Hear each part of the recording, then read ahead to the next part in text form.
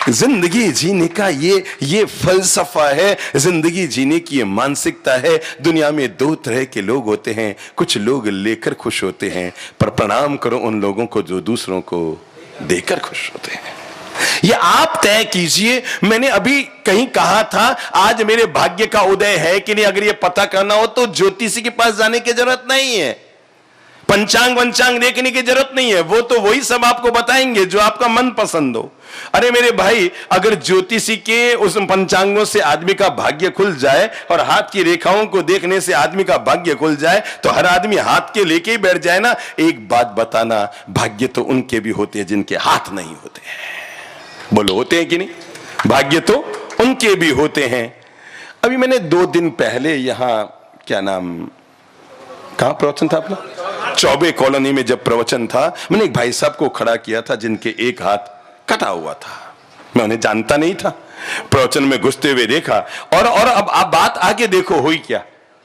हाथ एक कटा हुआ था। वो दिन में उनकी पत्नी के साथ हमारे पास आए और आकर कहा, बाप जी मैं अपने गांव से नागपुर साध्वी जी मनोहर सिंह जी महाराज का दर्शन करने जा रहा था। मैं हर बार ही चलती ट्रेन में चढ़ता हूं, पर पता नहीं उस दिन क्या हुआ, मैं एक हाथ से हैंडल को पकड़ गया पर मेरे दूसरा नीचे का पांव ऊपर न गया, वो नीचे चला गया, हैंडल फिसल गया, मैं ट्रेन के नीचे चला गया। और गुरुदेव, बाहर में जितने लोग खड़े थे सबको पता था कि मैं ऊपर चला गया, पर गुरुदेव गजब की बात यह हुई, मैं जिंदा बच गया। मेरा ये हाथ उस पटरी पर आया और कट गया, मैं जिंदा बच गया। मैं कैसे बताऊं गुरुदेव, तब मुझे पता नहीं अंतर्मन में ईश्वर ने क्या शक्ति दी। मैंने खुद ने अपना हाथ उठाया और खड़ा होकर मैं प्लेटफॉर्म पर आ गया और तब वहां पर खड़े हुए लोग मुझे अस्पताल लेकर गए। मेरी जिंदगी में एक अवसर यह बना, या तो मैं दुखी हूं कि मेरा हाथ कट गया, या मैं सुखी हूं कि मैं जिंदगी में बच गया। अब जिंदगी देखने का तरीका आपका है, आप बच गए उसका आनंद उठाते हैं, या हाथ कट गया इसका रोना रोते हैं। तो आज आपके भाग्य का उदय है कि नहीं, अगर ये पता करना है तो जन्मपत्र। एक बार क्या हुआ, मारवाड़ की बात बताऊं तो एक छोरो सुबह सुबह घर से निकलियो और देखियो रोड माथे एक आदमी, वो देखते हैं ना सड़क पर कई बार 4-5 किताबें लेकर बैठे रहते हैं, हाथ देखते हैं और 15 रुपया 25 रुपया 50 रुपये देते हैं, निकल जाते हैं। तो वो लड़का जाके बैठा और उनसे बोला, भाई वो हाथ हस्तरे का विशेषज्ञ से मारो हाथ देख। वो हाथ देखियो ना, हाथ देखने के हो और गजब थार तो शनि दशा लाग रही है। कहीं कहो थार तो शनि दशा लाग रही है। तो वो क्यों कहीं करूं कि ओ करीजिए ओ करीजिए ओ करीजिए ओ करीजिए ओ करीजिए। वो के ठीक कर लेसू। वो जावन लगे, वो के बारा कहीं दे भाई मने, बोके मारे खने कहीं को नहीं। बोके अच्छा ठीक है, सुबह सुबह पैड़ी बोनी हो रही है, 100 रुपया तो देने जा। अरे बोके नहीं है हमारे खाने कि अच्छा 50 रुपया ना मत कहना यार, सुबह सुबह पहला तू आया खाली आ जाएगा, पूरा दिन बेकार जाएगा। 50 बोके नहीं है। अच्छा बस अब देखा 20 रुपये में मना कर दिया ना तो अरे यार नहीं है बोला ना, 10 रुपया नहीं है, 5 रुपया नहीं है, 2 रुपया नहीं है। उसने कहा बस बिल्कुल बोनी खाली नहीं जाने चाहिए, 1 रुपया दे दे। उसने कहा मेरे जेब में 1 रुपया भी नहीं। उसने कहा जा, तेरा सनी क्या, सनी का बाप भी कुछ नहीं बिगाड़ सकता है ही नहीं, क्या बिगड़ेगा, जा तू जा। तो संपत्तियों से आदमी के भाग्य संवरते हो तो दुनिया में कोई भी सामान ले जा। 7 दिन भगवान के होते हैं और हर दिन हमारा अच्छा होता है। अगर व्यक्ति अपने हर दिन को ऊर्जावान बनाकर जीता है तो मानकर चलो उसके नवग्रह सदा अनुकूल रहते हैं। हमारी पहली गलती हो जाती है, जब भी कोई नुकसान लगता है तो हम अपने आप को दोष नहीं देते कि मैंने कोई गलत तरीके का काम किया, मैंने सही ढंग से काम नहीं किया, मैं कंपनी में सही मैनेजमेंट नहीं कर पाया। हम सीधे एक 500 का नोट लेकर कहां जाते हैं, किसी पंडित जी के पास, और वो जन्म पत्र देकर क्या कहता है, तेरे शनि का 7.5 है, शनि का 2 से राहु बारी केतु, कुछ भी, मतलब अब उसको तो बोलना ही पड़ेगा, कुछ भी बोल देता है। अब आप घर आकर क्या कहते हैं, नुकसान क्यों हुआ, क्या हुआ, बोलो बोलो। हाँ, दाढ़ी वाले भैया खड़े हो, नहीं बिल्कुल छत्रपति शिवाजी लग रहे, बड़े सुंदर सुंदर लग रहे, अच्छी लगती है आपको दाढ़ी। शादी हो गई क्या? तो जब तक ना हो हटाना मत, और जब तक नहीं हटाओगे होगी भी नहीं, बैठे रहो आराम से। अच्छा वापस खड़े हो, बैठ कहां गए, अभी तो बात शुरू की है। अच्छा ना बताओ कि वो जो पंडित जी के पास गया और वो क्या नाम, वो उन्होंने बता दिया तेरे नुकसान बड़ा भयंकर वाला हुआ है, अभी तो और है साड़ी साथी लगी है। आप घर आकर अपने पापा जी को क्या बताएंगे कि नुकसान क्यों हो गया? मेरा ग्रह खराब है। इसलिए जिंदगी में इंसान की पहली चूक होती है जो उसके जिंदगी में हार की शुरुआत करती है, जब इंसान अपने कार्य को दोष नहीं देता, अपने ग्रह को दोष देता है। ग्रह को दोष दोगे तो 7.5 साल में ठीक होगा, और कार्य को सुधारोगे तो 7 दिन में काम ठीक हो जाएगा और धंधा चलना शुरू हो जाएगा। तो समझ में आई? किसको दोष देंगे? अब देखो, अब जब आपके जीवन में कभी घाटा लगे ना, तो जन्म पत्री मत टटोलना, अपने विचारों को टटोलना। ऐसी क्या मुझसे चूक रही जिससे नुकसान हुआ, और चूक को जैसे ठीक कर लोगे, वो जो इधर मुड़ा हुआ था, आप इसको जैसे इधर मोड़ लोगे, आप पाएंगे 7 दिन बाद लाभ होना शुरू हो गया। शनि के 7.5 में चले गए तो 7.5 साल बाद सुधरोगे, और विचारों को ठीक कर लिया तो 7 दिन में धंधा वापस चलना शुरू हो जाएगा। लोग बड़े गजब के होते हैं। घरा में जाऊं नहीं, मतलब लोग मने मंदिर में ले जावे, घर में जो मंदिर बनी हुई है भगवान का दर्शन कराने के लिए नहीं। हाँ, पहले बता दूं, लोग लेके जाते हैं, बाप जी हमारे मंदिर दर्शन करो, बाप जी दर्शन करूं, बाप जी बराबर है नहीं, दिशा वगैरह सब बराबर है नहीं। मुझे लगता है हम मंदिर की दिशा पर बहुत सोचते हैं, मन की दशा पर नहीं सोचते हैं। घर में प्रेम मंदिर की दिशा से नहीं सुधरता, मन की दशा से सुधरता है। और जब तक लोग, पता है, वास्तु दोष के लिए बुद्धि लगाते हैं, वास्तु दोष कभी होता ही नहीं है, विचारों का दोष होता है।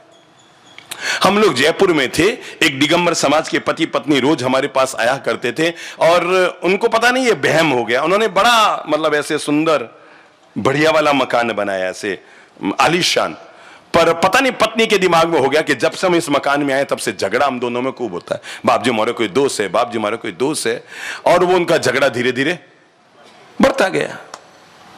तो उसकी पत्नी की जिद थी इस मकान को बेचकर हम दूसरा मकान ले लें। तो मैंने उसको बताया, मैंने कहा बहन एक काम करो, मकान को बच बेचो। पति बेचारा रोज कहता बाप जी तो मुश्किल से बनायो, इसके दिमाग में जम गई है कि वास्तु दोष वास्तु दोष वास्तु दोष। मैंने कहा एक काम करो, पहले 3 महीना किराए के मकान में रह लो, अगर वहां तुम्हारा झगड़ा नहीं होता है तो इस मकान को बेच देना।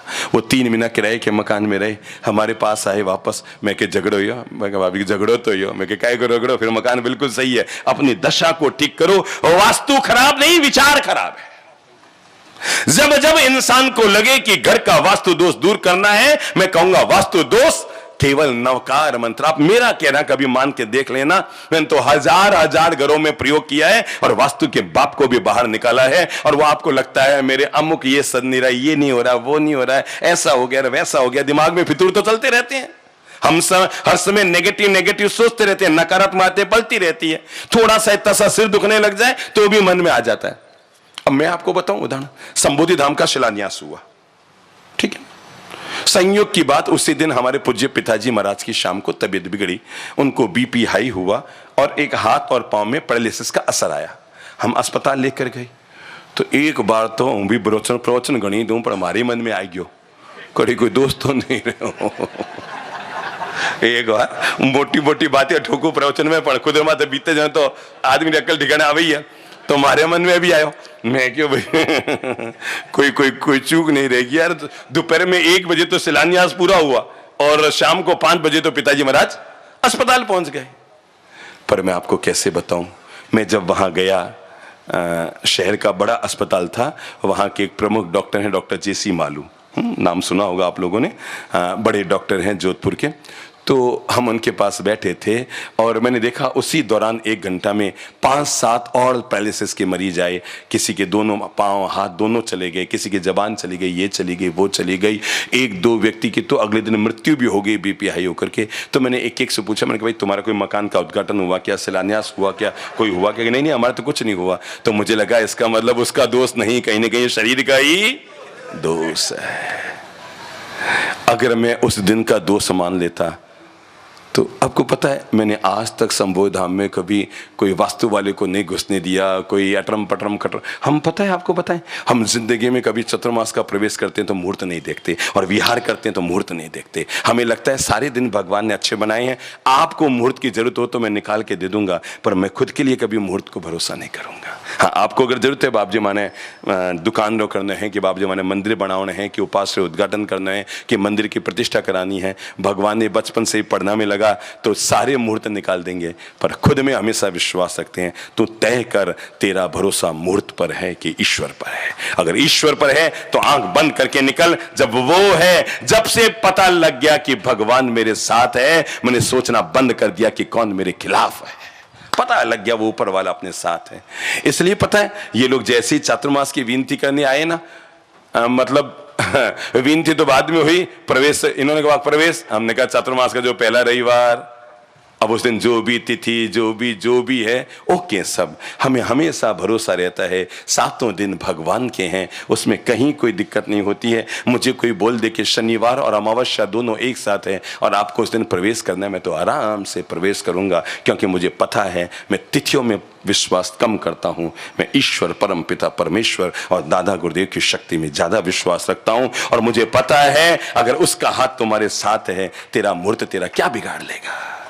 इसलिए आपको पॉजिटिविटी देने के लिए, मन की शक्ति देने के लिए मैं आपको प्रेरित कर रहा हूं कि कभी जिंदगी में कोई नुकसान लग जाए तो उसका दोष शनि राहु केतु को मत देना, क्योंकि उसको दोष दे दिया तो 7 साल तक भटकते रहोगे। उसका दोष खुद बैठकर निकालना, तीनों भाई बैठकर, चारों भाई बैठकर, दोनों भाई बैठकर, पांचों भाई बैठकर, हमारी कार्यशैली में कौन सी कमी रही जिसके कारण इस साल हमने नुकसान पाया, और आपने जैसे वो शैली सुधारी, लाभ होना शुरू हो गया। मैंने कहा आज मैं सारी बातें संभवनाथ जी के स पर करूं। तो पहली बात, संभवनाथ जी का स हमें कहता है अगर तुम जीवन को ऊर्जावान बनकर जीना चाहते हो तो संभवनाथ जी का पहला शब्द हमें कहता है, और वो है स से बनती है सोच। क्या बनती है? सोच। हाँ, इसे बहुत अच्छा बनाकर रखो, क्योंकि लोहे को उसकी जंग खराब करती है। क्या? लोहे को कौन बर्बाद करता है? अगर उसमें जंग लग जाए तो लोहे को उसकी जंग खराब करती है, और आदमी को उसकी छोटी सोच खराब करती है। लोहे को अगर कोई कमजोर कर रहा है तो उसके ऊपर अगर जंग लग गया है तो लोहा धीरे धीरे सड़कर कमजोर हो जाएगा। और आदमी के भीतर अगर किसी बात की नेगेटिविटी आ गई है, आपने देखा होगा कई घरों में जाते होंगे, देखते होंगे, बस वो यूं बैठा है, बिल्कुल सब सही है, हाथ पांव, दुकान धंधा, पानी मकान कोठी आलीशान सब सही है, सोच मनस्थिति मानसिक स्थिति वो नहीं बन पाई, मन अशांत हो जाता है। आपने कई लोगों को देखा होगा डिप्रेशन में चले जाते हैं लोग, है ना, देखा है ना, बहुत ज्यादा डिप्रेशन में चले जाते हैं, बहुत ज्यादा ऐसा लगता है बस मेरे जीवन का कोई मकसद नहीं है। मैं आपको बता दूं कि हम खुद ही अपनी जिंदगी में डिप्रेशन के कारणों को पैदा करते हैं। मैं एक शहर में था और एक घर में जाना हुआ, तो वहां पर एक विचित्र घटना घटी मेरे साथ। और एक बहन ने मेरे सामने एक शहद की शीशी लेकर आई, उसमें कोई कागज पर कोई मंत्र लिखकर डाला हुआ था, और कहा कि गुरुजी हमारे यहां पर कोई पंडित जी आए, और पंडित जी ने, मैं उनके पास गई और जाकर कहा भी मेरे और मेरे पति के बीच में हमेशा अनबन बनी रहती है। तो पंडित जी ने कहा एक काम करना, ये शहद की शीशी में ये मंत्र लिखकर डाल देना और 27 दिन तक रोज उसको देखना, तेरे क्या पति से मेल मिलाप हो जाएगा।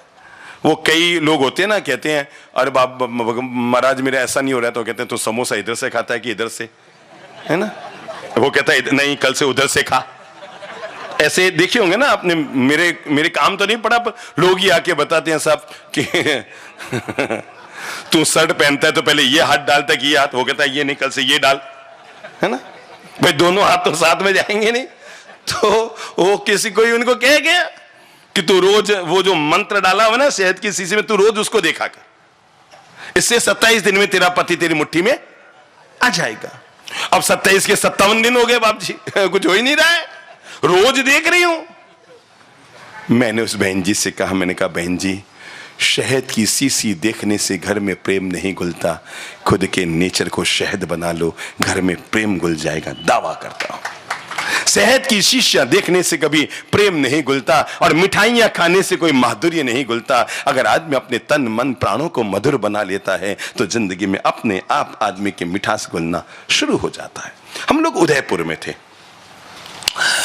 बड़ी प्रवचनमाला थी, नगर पालिका का जो मैदान था, समाज भी बहुत बड़ा है, तो वहां कई बार ऐसे 25-25 हजार 30-30 हजार लोग भी प्रवचन में आते थे। तो एक घर में क्या था, देरानी जेठानी, बिल्कुल लाइव कर रहा हूं घटना को, वो परिवार अब हमारा करीबी भगत परिवार बना हुआ है।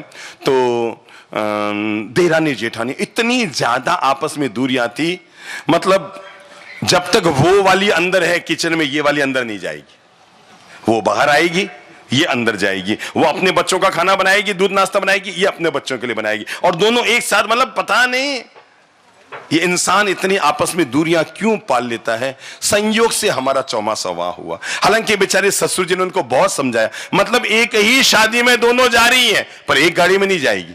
वो अपनी गाड़ी से जाएगी, वो अपनी गाड़ी से जाएगी, वो वहां बैठेगी तो वो यहां बैठेगी, यूं आपस में बना रखी थी। अब भाई, अब हमें गुस्सा आ रहा, हम नाराज हैं, इसको बताने का तरीका क्या है? थोड़ा मुंह फुला लो, थोड़ा मुंह सुजा लो, थोड़ा बोलचाल कम कर दो, थोड़ा आंटे बन के चलो, थोड़े टेढ़े बन के चलो। वो उधर रहे तो तुम उधर रहो, वो उधर देखे तो तुम उधर देखो। मतलब यही सब तो तरीके होते हैं। और भी कोई तरीके तो बताओ, आप लोग क्या करते हैं नाराज होते हैं तो? यही सब बातें करते हैं। तुम वठी ने मुंह वठी ने तो मैं कि थारे बिना नहीं रह सकूं, मारो मुंह वठी ने। उसके ससुर जी ने उनको बहुत समझाया था, पर संयोग से जब हमारा उदयपुर चतुर्मास हुआ तो उनके ससुर जी को कोई आस बंधी कि सुना यार, ये महाराज साहब के जहां प्रवचन होते हैं वहां रिश्तों में चमत्कार हो जाते हैं, मिठास घुल जाते हैं। तो उसे लगा कि शायद इस साल कोई घर में चमत्कार हो सकता है। थोड़ा ज्यादा ही लोगों ने वहां पर एक दूसरे को फैला रखा था, तो दोनों बहुएं प्रवचन में आती, पर एक यहां तो एक वहां। अच्छा, दोनों आती गाड़ी में थी, पर एक अलग गाड़ी में, दूसरी अलग गाड़ी में। एक दिन बीता, 2 दिन बीता, 5 दिन बीते, 10 दिन बीते, 15 दिन बीत गए। वो ससुर जी सोचने लगा, मतलब इन बहुओं को भगवान भी नहीं सुधार सकता, इन बहुओं को ये। वो फिर कहने लगे, तो इतने बड़े बड़े संतों के प्रवचन सुनते हो और तुम अलग अलग गाड़ी में जा रहे हो। एक दिन क्या हुआ, मैंने प्रवचन में कई बार मैं पूछ लेता हूं, आप में 2 सगे भाई कौन है, खड़े हो जाओ। तो मैंने एक दिन कह दिया, भाई आप में 2 देरानी जेठानी सगी कौन है, खड़े हो जाओ। तो एक खड़ी हो गई, तो दूसरी खड़ी हुई नहीं। तो मैंने कहा, इसकी देरानी जो भी हो खड़ी हो, तो कोई बगल वाले उसको जान, उसने उसको पकड़ के खड़ा कर दिया। मैंने उसको आगे बुलाया। अब अनमनेपन से दोनों के, आप समझ सकते हैं ना लोगों के चेहरे कैसे होते हैं। एक बात बता दूं, केवल लिपस्टिक चिपस्टिक लगाने से दुनिया का कोई चेहरा सुंदर होता नहीं है। आप समझते हैं, अगर लिपस्टिक लगाने से चेहरा सुंदर होता तो 100 का नोट इनके पास भी, और ये भी खरीद के लगा लेते, पर इनको पता है सुंदर नहीं लगता है। नहीं, क्या हुआ? ज्यादा महंगा आता है क्या? 100 रुपये ज्यादा महंगी आती है? क्या भाव आती है? कितने में? 5000 रुपये में? क्या नहीं, ऐसे फालतू बातें नहीं करता। नहीं, 100-150 रुपये में आती है, एक डब्बी आती है। तो आपका कब अनुभव, आपने कब लगाई थी? आपने मतलब कभी अनुभव थोड़ी किया है, तब फिर इनकी बातें यही बताएंगे। कितने में आती है? 150 रुपये में आती है एक डब्बी, नहीं तो कितने में? 2000-3000 में। इतना चूना लगाते हैं आप लोग, तो लिपस्टिक कम और चूना ज्यादा लग जाता है। तो पर एक बात बता दूं, मैंने जो जीवन में अनुभव किया है, जी कर देखा है, और हम हैं तब तक आप जी कर देख लो, और हमारे जाने के बाद भी जी कर देख लेना। दुनिया में उन लोगों का नाम अजर अमर नहीं रहता जो चेहरे को बहुत जीते हैं। दुनिया में उन लोगों का नाम अजर अमर रहता है जो चरित्र को बहुत जीते हैं। एक बात तो मालूम रखना। इतना तो आप भी बताएंगे, भगवान महावीर मंदिर में इसलिए नहीं पूजे जाते। अच्छा, एक बात बताओ, हम में से किसी को मालूम है भगवान महावीर के गाल कैसे थे? बताओ, मालूम है? देखा नहीं ना? उनकी आंखें नहीं ना? ललाट नहीं ना? उनके होठ नहीं ना? उनकी ठुड्डी नहीं ना? उनके बाल कैसे थे? नहीं ना? एक चीज हमें मालूम है कि उनका चरित्र बड़ा महान था। और आज अगर मंदिर में भगवान महावीर और बाकी भगवान पूजे जाते हैं तो इसलिए नहीं कि उनके गाल बहुत सुंदर थे, कि उनके ललाट बहुत सुंदर थी, कि उनके बाल बहुत सुंदर थे। वो इसलिए पूजे जाते हैं क्योंकि उनका जीवन बहुत। तो एक बात तय है, अगर आप अपने आप को सुंदर बनाकर चलते हैं तो घंटे 2 घंटे सुंदर लगेंगे हैं। और उसके बाद आप सोचो, जब वो आजकल तो एक नई परंपरा चल गई, मुझे अभी रायपुर में आने पे पता लगा, और वो ये है कि लड़की को देखने जाते हैं तो लड़की थोड़ा वो ब्यूटी पार्लर में होके जाती है, और तो लड़का कहता है नहीं, मैं एक बार घर पे जाके यूं ही ओरिजिनल देखना चाहता हूं। अब बताओ यार, गजब की चीज हो गई है। मतलब अभी मुझे रायपुर में आके पता लगा, अब नई परंपरा होगी, एक बार में निर्णय नहीं होता है। वो कहता है ये पता नहीं क्या लिपा पोती करके आई, मुझे क्या पता क्या है। तो कहता है जब वो घर में परिवार के बीच बैठी हो तो एक बार मुझे एक बात तय मानकर चलना, नैसर्गिकता, उस शरीर को मत सजाओ जिसको एक दिन मिट्टी में मिल जाना है। बोल लो सब, कोई भी चुप नहीं रहेगा। उस शरीर को मत सजाओ, बोल लो, उस शरीर को मत सजाओ जिसको एक दिन मिट्टी में मिल जाना है। सजाना है तो अपनी आत्मा को सजाओ, क्योंकि इसी को परमात्मा के पास जाना है। पक्की बात है। इस मिट्टी के शरीर में से तो एक कण भी ऊपर जाना है। पक्की बताओ। और एक खास बात बताऊं क्या, काला आदमी जले तो राख काली होती है। मासा गोरो जले ना कहीं वह दौड़ी, वे राख दौड़ी थोड़ी होती है। राख के कलर की होती है, पर दोनों की राख एक जैसी होती है ना। तो जीवन का मर्म समझ लो। मैं इसलिए पहला संभवनाथ जी के सर से आपको बताता हूं, जीवन का श्रृंगार वो नहीं है जो हम बाहर से कर रहे हैं, जीवन का श्रृंगार वो है जो हम भीतर से करते हैं।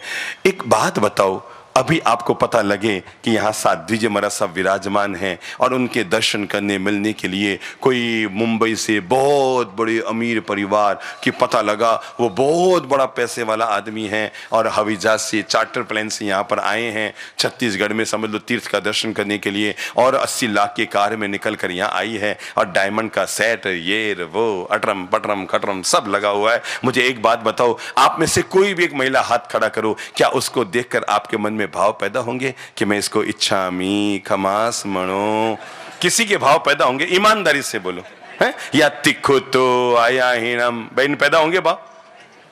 एक बात तय है, संपत्ति और सौंदर्य सम्मान पा सकता है, पर शुभ चरित्र श्रद्धा को प्राप्त करता है। इसलिए उम्र उसकी नहीं होती जो हमारे चेहरे के सौंदर्य की होती है, उम्र उसकी होती है जो हमारे चरित्र की सुवास की होती है। तो संभवनाथ जी का स हमें कहता है केवल लीपा पोती मत करते रहो। संभवनाथ जी का स हमें कहता है अपनी सोच को हमेशा उदार बनाओ। आओ अपने घर में हम ये काम करते हैं, और घर में जितने मेंबर हैं ना, आज से संकल्प कर लो, मैं संकीर्ण सोच का त्याग करता हूं। शब्द बोल लो मुंह से, कौन सी सोच? संकीर्ण सोच। संकीर्ण सोच का मतलब होता है छोटी सोच, छोटी सोच का मतलब होता है ओछी सोच, ओछी सोच का मतलब होता है नेगेटिव सोच, नेगेटिव सोच का मतलब होता है घटिया सोच। एक होती है घटिया सोच, एक होती है बढ़िया सोच, ठीक है? एक होती है ओछी सोच, एक होती है अच्छी सोच, एक होती है नेगेटिव सोच, एक होती है पॉजिटिव सोच, एक होती है संकीर्ण सोच, एक होती है विराट सोच। और आप समझ गए हैं कि जिंदगी के लिए कौन सी जरूरी है, इतना तो आप समझते हैं ना। तो आज आप अपने घर में पहला मंत्र संभवनाथ जी के स से लागू कीजिए, और वह एक प्रयोग करके देखो, मैं अपने घर में कभी भी संकीर्ण सोच नहीं रखूंगी। कौन सी सोच? संकीर्ण सोच नहीं रखूंगी। कैसे? जैसे समझो मम्मी जी ने टोक दिया, संकीर्ण सोच मत रखो, ठीक है, बड़े हैं, बड़े नहीं बोलेंगे तो कौन बोलेगा। एक बात बताओ, सासू माँ ने टोक दिया तब तो आप सूटकेस लेकर के पीहर के लिए रवाना हो रहे हैं। पीहर में मम्मी ने 50 बार टोका था, पापा ने 10 बार टोका था, भाई से रोज आपके झगड़े होते थे, तब सूटकेस लेके कहां निकली थी बताओ? तब तो नहीं गई ना। तो उस वाली मम्मी, उस वाले भैया, उस वाले पापा के कहना बुरा नहीं लगता था, तो इस वाली मम्मी, इस वाले पापा को बुरा क्यों लग रहा है? बोलो। जब आप मम्मी मम्मी बोल रहे हैं तो बुरा लगने की क्या बात है? साथ रहते हैं। अगर हमारे घर के बड़े बुजुर्गों को, बच्चों को समझाने और टोकने का भी हक नहीं है, तो काहे के बड़े बुजुर्ग किस बात के लिए इन बच्चों को पाला पोसा, किस बात के लिए अपने मेहनत की कमाई इन पर चूना लगाया, किस बात के लिए? अगर आपको इतना भी हक नहीं है कि आपकी पोती अगर फटी हुई जींस पहनकर बाहर जा रही है और आपको लगता है कि मुझे अच्छा नहीं लगता है, और आप उसको टोकते हैं, और उसकी मम्मी आकर आपको कहती है पापा, और उसका बेटा के कहता है पापा, हर समय उसको क्यों टोकते हैं? तो मेरे भाई, इसकी बजाय तो संबोधि धाम में आके रहना ज्यादा अच्छा है, बजाय ऐसे घर और परिवार में रहने की बजाय तो वृद्धाश्रम में। और मैं आपको बताऊं, अगर ये आंख की शर्म ना होना तो घर के बड़े बुजुर्ग घर में इतने दुखी है कि हर शहर में 10-10 वृद्धाश्रम खुल जाए। बस एक आंख की शर्म रहती है, इसलिए लोग वृद्धाश्रम जाना पसंद नहीं करते। बाकी हम लोगों के छोटे व्यवहार के चलते वो 2 शब्द बोल नहीं सकते हमारे घर वालों को, आपके बच्चों को, आपकी बेटी को और आपकी पत्नी को, तो काहे के बड़े?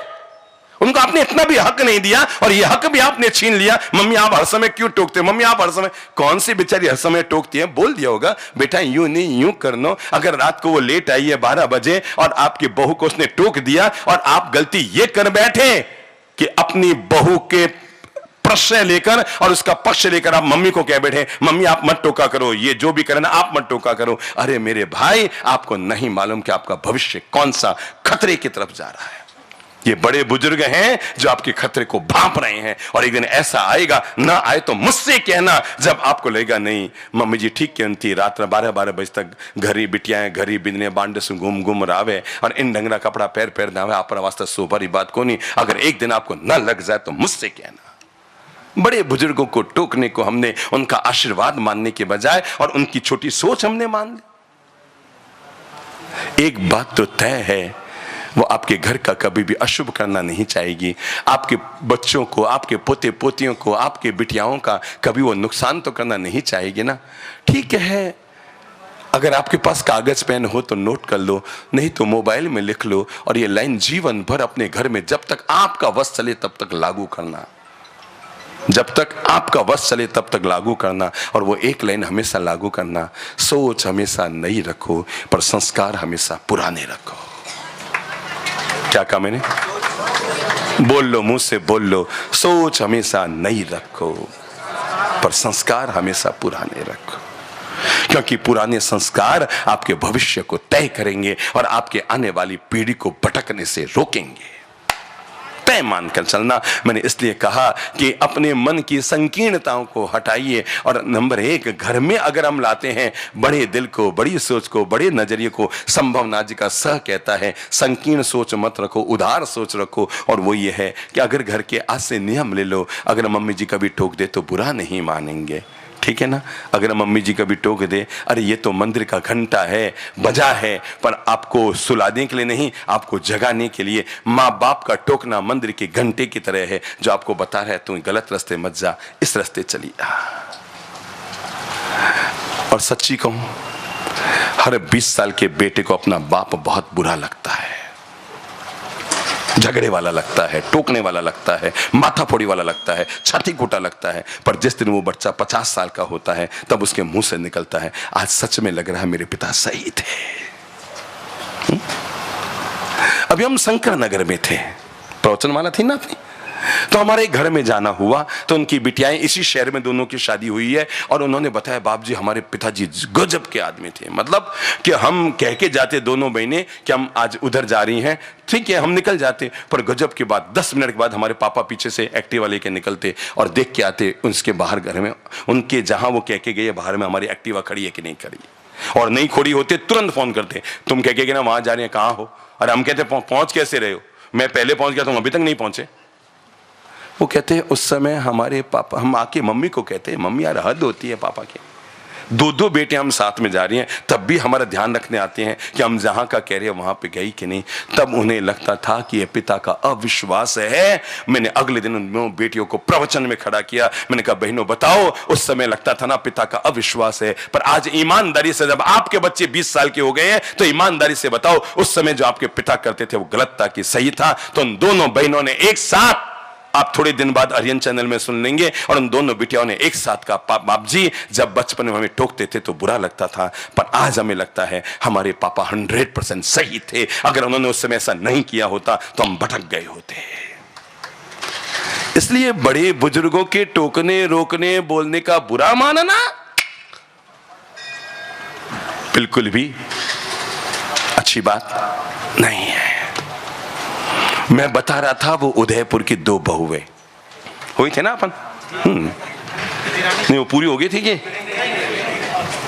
बात पूरी नहीं हुई तो अभी पूरी करते हैं।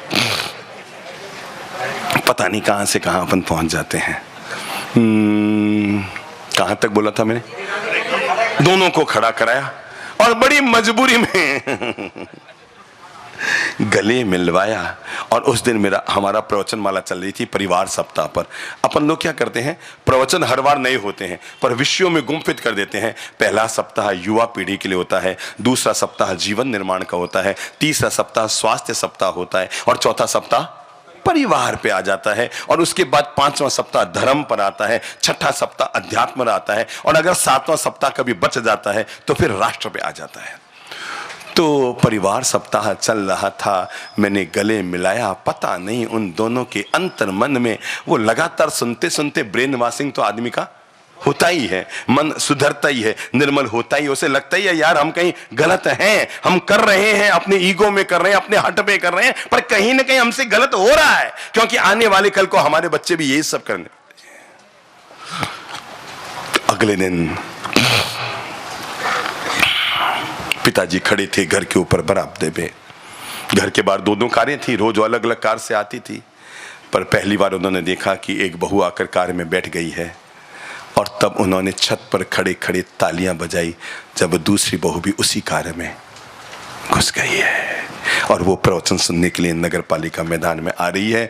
वो दोपहर में भाई साहब हमारे पास आए और अश्रु भरे भावों से उन्होंने कहा, गुरुदेव मान गया कि आपके प्रवचन चमत्कार करते हैं।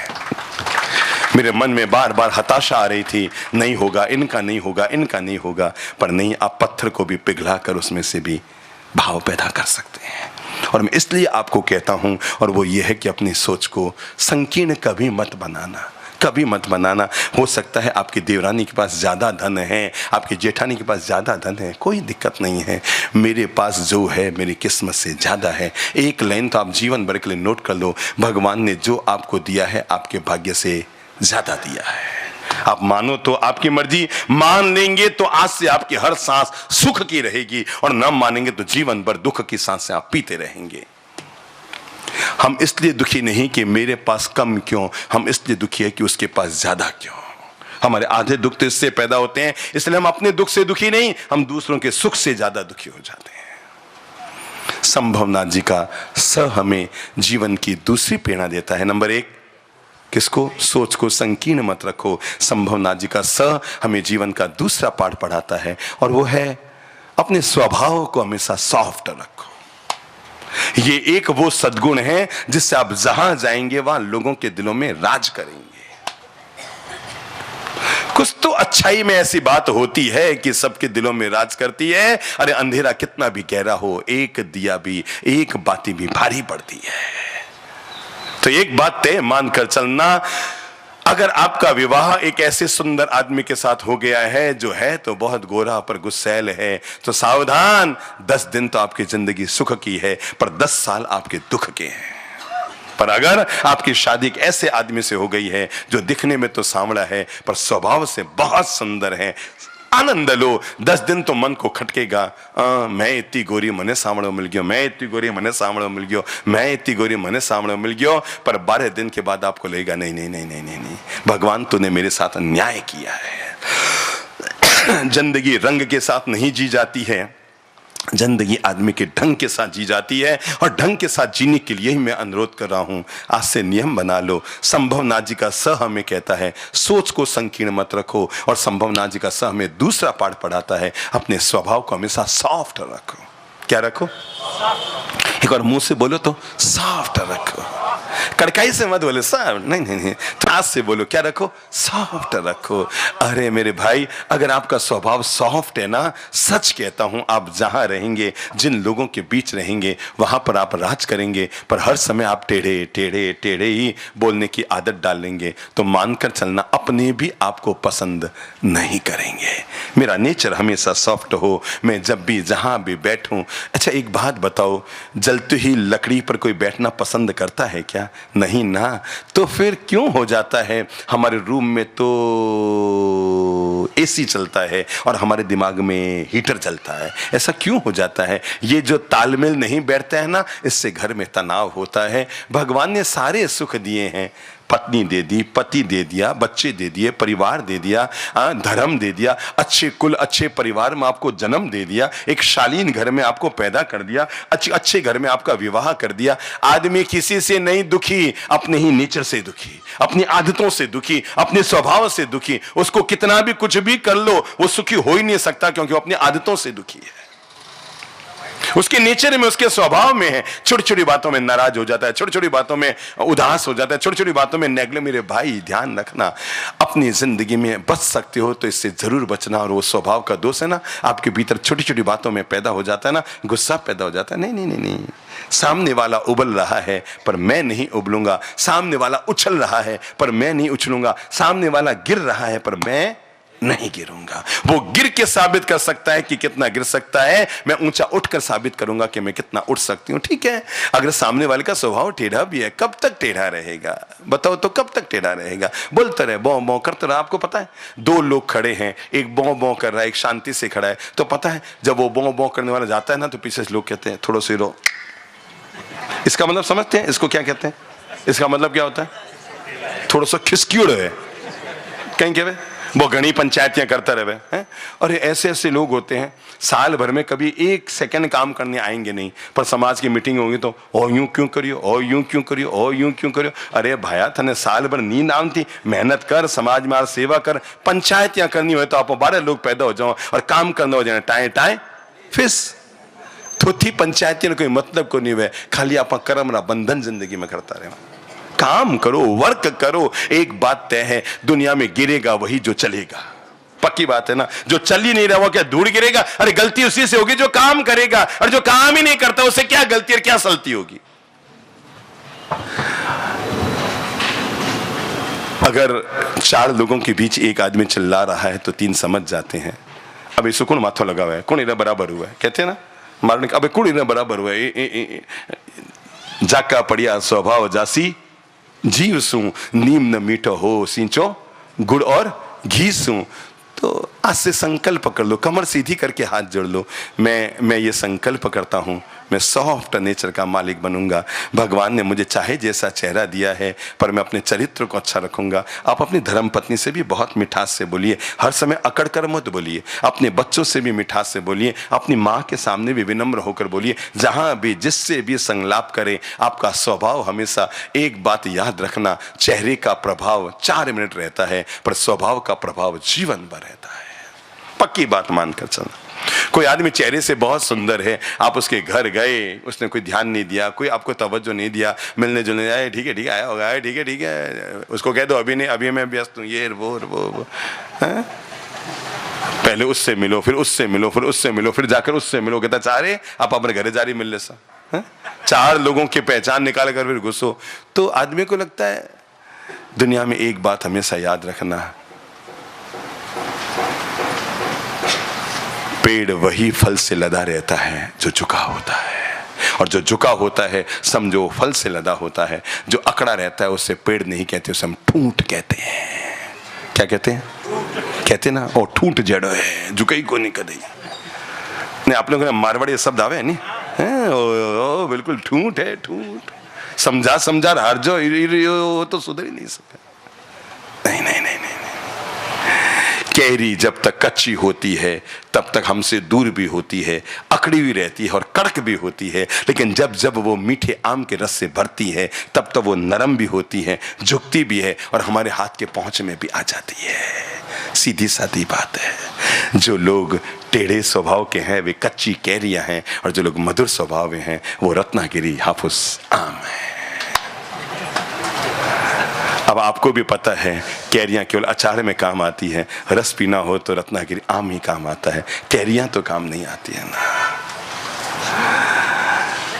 तीसरी बात, चलो फिर अपन खड़े होते हैं, सोमवार का दिन है ना, धंधा पानी करना है, 2 मिनट में बात करूं। नंबर 1, संकीर्ण सोच मत रखो, संभव नाथ जी का सा कहता है। नंबर 2, स्वभाव हमेशा सॉफ्ट रखो। ये तो आप हमेशा प्रयोग करके देखना। मनुष्य के हम जिंदगी में कम से कम 200 बार जेल गए हैं। जेल मतलब प्रवचन देने के लिए। अभी गांव में आका कर देंगे। तिहाड़ जेल, सेंट्रल जेल, देश की जितनी भी बड़ी बड़ी जेलें हैं सब हम घूम कर आए हुए हैं, सब जगह प्रवचन दिए हुए हैं। मैं आपको बताऊं नहीं, 200 से भी ज्यादा, मतलब लगभग देश के हर सेंट्रल जेल में हमारे प्रवचन हुए हैं। तो मैं वहाँ लोगों से सर्वे करता हूँ, हम वहाँ ध्यान कराते हैं लोगों को। भगवान महावीर के जो पंचशील पंच मार्ग है, भगवान महावीर के जो 5 अनुव्रत हैं, हमने हजारों कैदियों की जिंदगी में, मैं आपको कैसे बताऊं, केवल कारागार में हमने हजारों लोगों को नॉनवेज छुड़वाए हैं। कारागार में, मतलब उनको हम बताते हैं तो उनके मन का परिवर्तन। देखो भाई, मुझे लगता है आज की तारीख में हर काम करना सरल है। कहो जिसको जैन बना दूं, बाएं हाथ का खेल है, बस जैन को जैन बनाना मुश्किल है। इन्होंने तय कर रखा है अपने सुधरने को नहीं, बस सोचा हुआ है सुनना है पर सुधरना को नहीं। बाकी तो अगर हमारे 3 प्रवचन किसी सिंधी को लाकर सुना दो और नॉनवेज खाता है न छोड़ दे, मुझसे कह देना। देखा होगा ना आपने, है ना, लोग आ करके छोड़ते हैं। किसी, मतलब मैं आपको कैसे बताऊं, हमारे YouTube में जो प्रवचन डाले हुए हैं ना, उसमें वो क्या कहते हैं, हमें लोग बताओ, वो नीचे आते हैं ना लोग अपना अपना लिख के ना, क्या कहते हैं उसको, कमेंट्स। आप कभी देखना खोल कर कितने वे लोग जो हिंदू भी नहीं हैं, जैन भी नहीं हैं, और वो लोग उस कमेंट में लिखते हैं, फकीर साहब बाबा हमने ये छोड़ा, बाबा फकीर साहब हमने ये छोड़ा। हमें लगता है हमारा प्रवचन देना सार्थक है। मैं सच्ची कहूं, अगर मैं 2 घंटा गला यूज करता हूं और बोलता हूं, और अगर एक आदमी जिंदगी सुधरती है, मुझे लगता है मेरा श्रम किया हुआ सार्थक हो गया। ठीक है, तो हम जेल में जाते हैं तो 2 कारण होते हैं जेल में। मैंने पता किया कि आखिर अपराध के कारण क्या है, लोग जेल में क्यों आते हैं। नंबर 1, और वो है गुस्सा। नंबर 2, शराब। ये 2 ऐसे कारण हैं। 90% अगर जेल में कैदी मिलेंगे तो उनके पीछे कहीं ना कहीं ये 2 चीजों का हाथ है। नंबर 1, आपा खो बैठा मैं, बस मैं बताऊं, हम एक बार एक सेंट्रल जेल में थे, तो एक व्यक्ति ऐसे, मैं प्रवचन दे रहा था, वो ऐसे किनारे बैठा था, ऐसे झरझर रो रहा था। मैंने बात ये बताई थी, मैंने कहा भाई आप जेल में आए हैं तो इसे सजा का कारण मत समझो। जेल सजा के लिए नहीं है, जेल तो सुधार के लिए है। आपको यहां पर इसलिए रखा गया है कि आप बाहर जाएं तो सुधर कर जाएं। अरे जब भगवान कृष्ण भी कारागार में पैदा हुए थे तो एक बात तो तय हो गई, जेल में जाना रहना कोई बहुत बड़ा पाप नहीं है, क्योंकि ये आपको सजा कम और सुधारने की कार्रवाई ज्यादा है। ये देखना है कि आप किस उद्देश्य से गए। बाकी तो देश के कितने स्वतंत्रता सेनानी जेल में गए, महात्मा गांधी कितने सालों तक जेल में रहे, देश के बड़े बड़े स्वतंत्रता सेनानियों को जेल में जाना पड़ा, फांसी के फंदे पर लटकना पड़ा, पर उद्देश्य क्या था, एक महान उद्देश्यों को लेकर वे वर्षों तक जेल में रहे। तो जब मैं जेल में लोगों के बीच उनके साथ बैठा रहता हूं ना, बातचीत करता हूं, मैंने देखा वो आदमी लगातार रोए जा रहा था, लगातार रोए जा रहा था। तो जब प्रवचन खत्म हुआ, मैंने कहा भी क्या बात है तुम्हारी जिंदगी में, क्या क्या ऐसा हो गया। उसने कहा महाराज साहब मेरी जिंदगी बहुत सुखी थी, बहुत आनंद से भरी हुई थी। अपने जैसे ही सभ्य परिवार का वो व्यक्ति था। बाप जी मेरी बहुत अच्छी धर्म पत्नी, बहुत खुशहाल जिंदगी थी। मेरी दोस्तों के बीच एक आदत पड़ गई, वो है पीने की आदत। मेरे भाई अगर आपको कभी भी पता लग जाए ना कि कोई आपका दोस्त गुटखा खाता है कि शराब पीता है, आप पहला काम करना अपने मोबाइल में उसका नंबर डिलीट कर देना और नंबर को ब्लॉक भी कर देना, ताकि जिंदगी में भूल से भी उसके रिश्ता ना जुड़ जाए। एक बात तय मानकर चलना, अगर आप शराब की दुकान पर खड़े होकर दूध भी पियोगे तो लोग तो यही समझेंगे, तब फिर अगर उसके साथ रहोगे लोग समझ जाएंगे जैसा आदमी का मित्र वैसा ही उसका चरित्र। इसलिए अपने चरित्र को ठीक रखने के लिए मित्रों को ठीक रखना जरूरी है। अब देखो आगे घटना क्या होती है। वो कहती है एक दिन मेरी पत्नी को, भाई कब तक कोई चीज छिपी रहेगी, शराबी पति तो पता ही लग जाता है। एक दिन मेरी पत्नी को पता लग गया, वो बहुत मुझसे झगड़ी। मैंने कहा देख अब मुझसे छूटेगी नहीं, मेरी आदत पड़ गई। तो उसने मुझसे एक शर्त डाल दी कि कभी भी आप घर में नहीं पियोगे, बस क्या आपके दोस्त मेरे घर में नहीं आएंगे और मेरे घर में कभी नहीं पियोगे। उसने बताया कि एक दिन मेरी पत्नी कहकर गई मैं 5 दिन के लिए पीहर जा रही हूं। उसका पीहर करीबन 500 किलोमीटर दूर था। वो निकल गई और मुझे लगा अब मतलब बल्ले, पत्नी पीहर जाती तो आदमी बल्ले बल्ले ऐसे करता है ना। वो क्या हुआ, एक भाई साहब का यहाँ से गाल जला हुआ था। मैंने कहा क्या हो गया। अरे बाप जी हुआ यो पुरानी बात है, अठे पूरो लाल पूरो एड़ो था। मैं क्या कहीं यो, अरे बाप जी पत्नी ने छोड़ने गयो, पीरे जा रही थी स्टेशन छोड़ने गयो, बात ट्रेन में बैठी मैं तो खुश हो गयो, मैं इंजन ने यूं चूम लियो तुम्हारे ठे लाल हो गयो। तो वो भी बिल्कुल बल्ले बल्ले हो गया, भी मतलब बल्ले बल्ले मजा आ गया, गई छात्र में, नहीं सॉरी ऐसे नहीं बोलना चाहिए। तो गई और उसने अपने दोस्तों को कह दिया आ जाओ आ जाओ आ जाओ, और वो 8-10 दोस्तों की महफिल सज गई और वो मैंने कहा ना, एक बार गलत संस्कार पड़ जाए ना जिंदगी में, आप अगर बच्चों के लिए सावधान रह सकते तो ये मत देखो उनको कितनी बड़ी कॉलेज में बड़े गौरव करते लोग, बाप जी परसों ही आए हो, लंदन से पढ़ रहे हो, और बाप जी बरसों पढ़ रहे हो, और बाप जी बरसों पढ़ रहे हो, मारो बेटा बाप जी बैठे रहे हुए। मैं क्यों, अब मैं नहीं समझ पा रही हूँ थारा शोकरी बात है कि खुशी की बात है। मैं क्यों, मारो बेटा बाप जी यूएसए में रहे और बेटी बट और कठी रहे। मैं आज तक नहीं समझ पाई शोक में बता रहा है या खुशी में बता रहा है। तेरा बेटे तेरे पास बुढ़ापे में नहीं है, खुशी की बात है कि शोक की बात है? पर लोग बड़े यूं हो कि हमारा बेटा बाप जी अभी 3 दिन पहले आए हैं बस, लंदन में रहे। ठीक है भाई। और वो सब पीना शुरू कर रहे थे। संयोग की बात, उसने क्या बताया मुझे याद नहीं आ रही, कोई ऐसी चीज हो गई कि पत्नी वापस घर आई, मतलब 1 घंटा बाद ही। और उसने जैसे ही दरवाजा खटखट किया, पति को उम्मीद नहीं थी कि क्या बाहर उसकी पत्नी खड़ी है। उसने जैसे ही दरवाजा खोला, सामने वो बोतलें, सामने वो क्या कहते हैं वो बताओ वो इतने भोले बन के मत बैठो, सबको पता है, मुझे पता है, आपको क्या नहीं पता है, मैं बताता हूँ। देखो वो प्यालेर व्यालेर, वो बर्फ देखिए ना, वो आते हैं ना फोटो में, और क्या होते हैं उधर सब चीजें सजी हुई थी। पत्नी ने जैसे ये दृश्य देखा, मतलब मुझे गए हुए 1 घंटा हुआ है, यानी ये इंतजार ही करे थे मैं जाऊं, और ये उल्टा काम। उसने इतना गुस्सा उस महिला को आया, उसने उसके दोस्तों को बेइज्जत करके घर से निकाल दिया कि जिंदगी में कभी इस घर में पांव रख दिया तो मैं टांगें तोड़ दूंगी। और ऐसा बेइज्जत करके उन दोस्तों को निकाला। और वो कहता मैं सहन नहीं कर पाया, मेरे सामने मेरे दोस्तों की इतनी बेइज्जत, और मैं इतना गुस्से में आ गया, मैंने वो शराब की बोतल उठाई और सीधा उसके माथे में घोंप दी। मेरे दोस्तों को जिस तरह उसने बेइज्जत करके घर से निकाला, निकल जाओ मेरे घर से, पांव रख दिया, मैं सबको थाने में पहुंचा दूंगा। वो गुस्सा आ गया महिला को कि यार जब तुमने सौगंध खा ली थी और मैं 1 घंटा के लिए बाहर गई हूं। अब आप समझो, आप 1 घंटा के लिए बाहर गए हैं और वापस आए तो देखा घर का माहौल बिल्कुल ही अंट संट बंट चल रहा है, तो गुस्सा तो आपको आएगा ना। मतलब तुम मेरी इंतजारी करे थे मैं बाहर जाऊं तो तुम्हें मजा करने का मौका मिले। और वो इतनी आवेश में आ गई, और वो कहते हैं मुझे इतना गुस्सा आ गया, मैंने वो बोतल उसके सिर पे मारी और मारने के बाद उसके माथे पे घोंप दी। बाप जी वो वहीं ढेर हो गई, मैं पकड़ा गया, मुझे जेल हो गई। पर मेरी सुखी संपन्न शांत जिंदगी नरक बन गई बाप जी। मुझे आजीवन कारावास है यहां पर। और मैं अपने उस एक गलती को याद कर करके इतना रोता हूं कि मेरी इतनी अच्छी पत्नी थी बाप जी, आपको कैसे बताऊं, कोई दुनिया में सोच नहीं सकता भगवान ने इतनी अच्छी पत्नी दी। पर मेरी 2 बुरी चीजों ने मेरे घर को नरक बना दिया। नंबर 1 बोलो शराब, और नंबर 2 उस पर आ गया मुझे गुस्सा। मैं इसलिए आपको बता रहा हूं क्योंकि मैंने जिंदगी में कई कैदियों की मनोदशाओं को पढ़ा है, कई अपने लोगों से जुड़े हुए लोगों को मैंने वहां पर देखा है। और जब मैं उनके व्यथा को पूछता हूं तो मुझे लगता है नहीं, आदमी को इस पे कंट्रोल रखना चाहिए। ये हमसे कभी भी कोई भी बड़ा गलत काम करा सकता है। कौन? हमारा गुस्सा। हाँ, तीसरी चीज कौन से भगवान संभवनाथ जी का स में कहता है, और वो है पहला सोच संकीर्ण न हो, नंबर 2 स्वभाव सॉफ्ट हो, नंबर 3 शब्द हमेशा मधुर हो।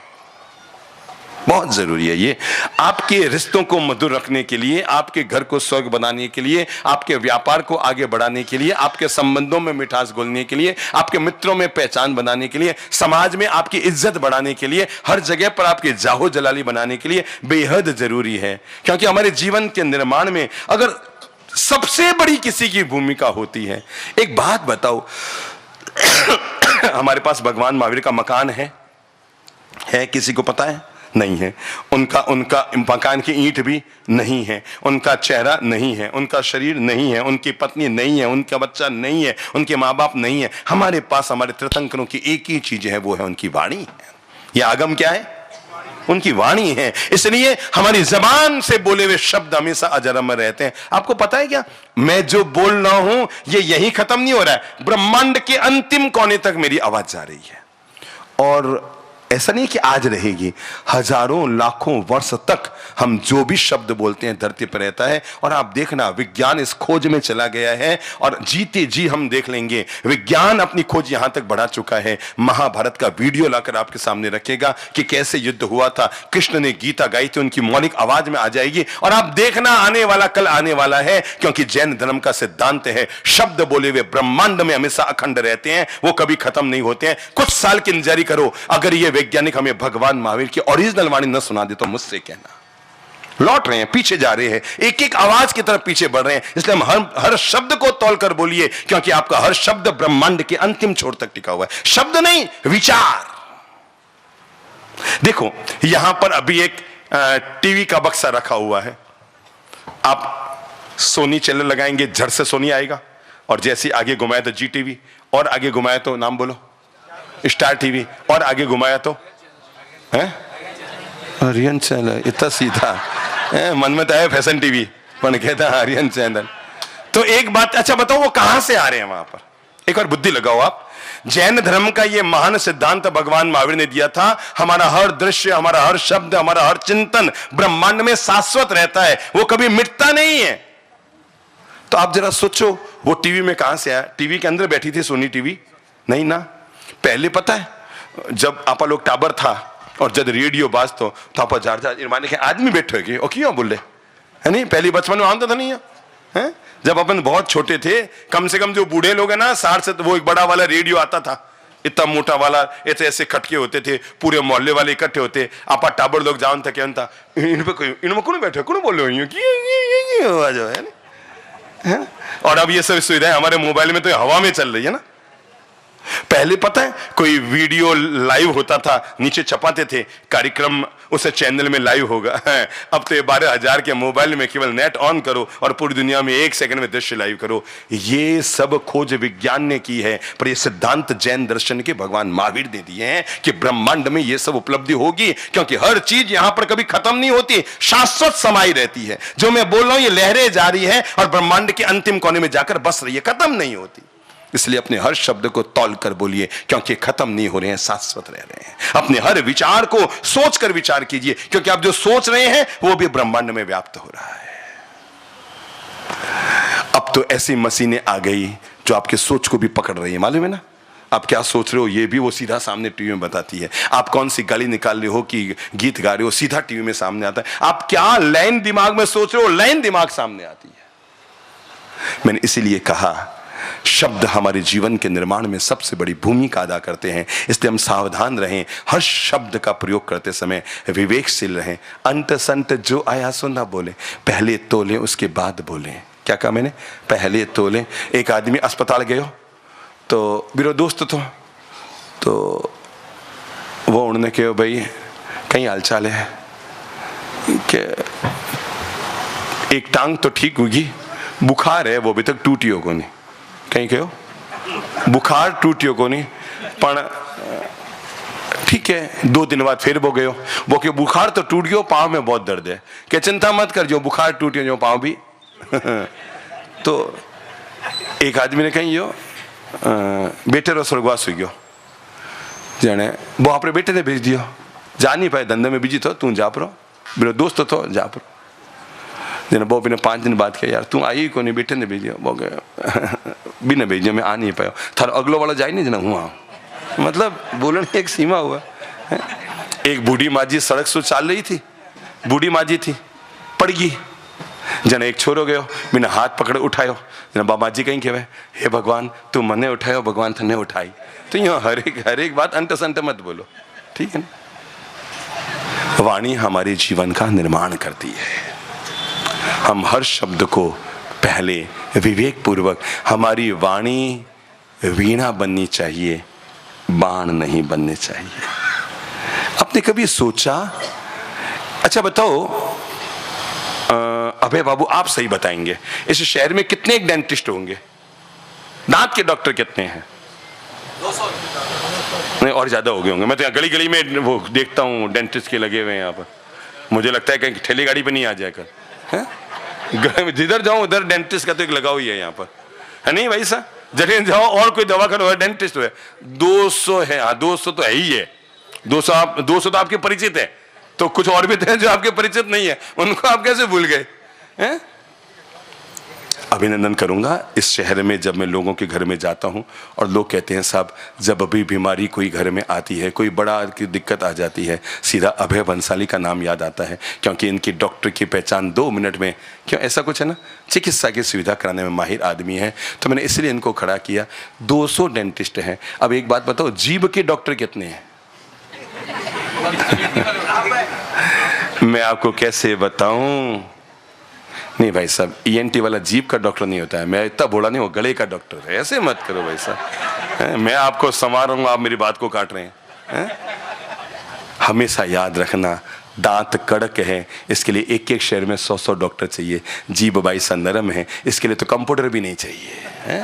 ये अपनी खुद मस्त रहती है, कभी भी जीभ के लिए हम डॉक्टर के पास नहीं जाते। आपको पता है, शरीर में घाव लगे तो दवा से ठीक होता है। बोल लो, शरीर में घाव लगे तो दवा से ठीक होता है, जीभ में घाव लगे तो बिना दवा के ठीक होता है। आज तक कभी जीभ पर डेटॉल लगाया, आयोडेक्स लगाई कि हमारे जीभ की हड्डी टूट गई है कि मोच आएगी, आयोडेक्स लगाई कभी जीभ मत है लगायो? सिर दर्द रो वाम तो लगायो, झंडू वाम लगायो, कभी जीभ मत है? नहीं नहीं, जीभ की खासियत है वो अपना रोग खुद मिटा लेती है। जीभ में कट लग गया ना, 10 मिनट बाद अपने आप खून भी आना बंद हो जाएगा अपने आप, मतलब कोई ऐसी नहीं होती। तो दांत के डॉक्टर रोज चाहिए, क्योंकि डॉक्टर कड़क है दांत। जीभ के लिए डॉक्टर की जरूरत नहीं, क्योंकि वो नरम है। इसका मतलब जीभ के इलाज की जरूरत नहीं है, दांतों के इलाज की जरूरत है। अगर आप दांत की तरह कड़क रहोगे तो आपके इलाज के लिए रोज भगवान को करना पड़ेगा, पर जीभ की तरह नरम रहोगे, ओफो। मैंने कहा ना, शरीर पे लगा हुआ घाव दवा से ठीक होता है, पर जीभ में लगा हुआ घाव बिना दवा के ठीक होता है। कई बार बचपन में तो गाल कट जाऊं तो जीभ दांत नीचे आ जाते हुए नहीं सबरी हुई है, तो आपको कोई डॉक्टर भागर थोड़ी जानता है, ठीक हो जासी, ठीक हो जासी। ठंडो पानी पी ले, थोड़ी देर मुंह में ठंडो पानी रख ले, धीरे धीरे वाह ठीक हो जासी। क्यों जी, यही ठीक करता था। आजकल घना चौंचला चलिए, पहले तो मैंने याद हो कोई गुड्डे लाग जानती तो बताओ कहीं करता है, नीम रो पत्तो लगा दे, हल्दी लगा दे, अरे बाकी सब छोड़ो, वो बीड़ी रो कागज होता नहीं, इन्हीं चिपका दे, ठीक हो जासी। करता था नहीं है? नहीं हूं तो का नहीं, बताओ बड़ा बुजुर्ग तो बे इलाज अब इन्होंने कहीं पता लगे, जब तक 500 चूनो नहीं लगे अभी तक तो इलाज हुआ ही को नहीं। इन्होंने डॉक्टर नहीं पता है, अगर सीधा कहते नहीं हम ठीक हो निकल जाए, उसको पता है खुश नहीं होगा। एक एक्सरे कराओ, एक ECG कराओ, एक क्या कराओ, वो CT स्कैन कराओ, ब्लड, हाँ हमें 8,000 खर्चो हुई हो, जना पत्नी ने लगे हमारा इलाज हुई हो, है ना? तो शरीर पर लगा घाव दवा से ठीक होता है। बोलो सभी, बोल लो, कमर सीधी कर लो, बोल लो, बस खड़े हो रहे हैं, अंतिम लाइन बोल रहा हूं। शरीर पर लगा हुआ घाव जीभ से ठीक, बिना शरीर पे लगा हुआ घाव दवा से ठीक होता है, जीभ में लगा घाव बिना दवा ठीक होता है, पर जीभ से लगा घाव कभी ठीक नहीं होता है। बस सुना सुना सुना, अंतिम लाइन सुनी तो बोल लो मुंह से, अंतिम लाइन क्या बोले मैंने? जीभ से लगा घाव कभी ठीक नहीं होता है। इसलिए इस जबान का इतना अच्छा इस्तेमाल करो कि कभी कभी किसी के चक्कू से घाव लग जाए तो चलेगा, ठीक हो जाएगा, पर जीभ से अगर घाव आपने लगा दिया वो मरते दम तक याद रखेगा। इन्होंने मुझे 4 लोगों के बीच, मेरी सासू माँ ने मेरी मम्मी की इंसल्ट की थी, वक्त आने दो, अगर इनको न सबक सिखा दूं तो मेरा नाम बहू नहीं। अगर इनकी बुढ़ापे में अक्ल टिकाने न कर दूं तो शब्द पकड़ के चले जाते हैं लोग। तो आज संभव नाजीरा स आपने कई बातें सिखाई। नंबर 1, सोच संकीर्ण मत राखो। संभव नाजीरो स केवे स्वभाव ने सॉफ्ट राखो, और संभव नाजीरो स अंतिम बात केवे आजरी, काल फिर बातें कर सा, आजरी अंतिम बात केवे वो है शब्दा ने बहुत, बोलो बोलो बोलो बोलो, मीठा राखो।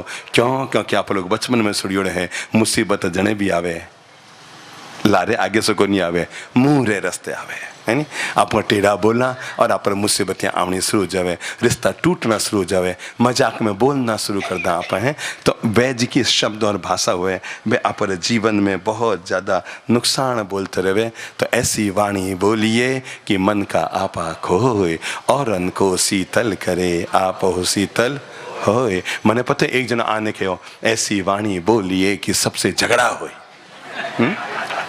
मैंने एक जन आया ने बोलियो ऐसी वाणी बोलिए सबसे झगड़ा होए, मैं कह ध्यान रखिए उससे मत झगड़िए जो आपसे तगड़ा होए, नहीं तो जूते पड़ेंगे। ठीक है ना, खड़ा हो जाओ सिगला लोग।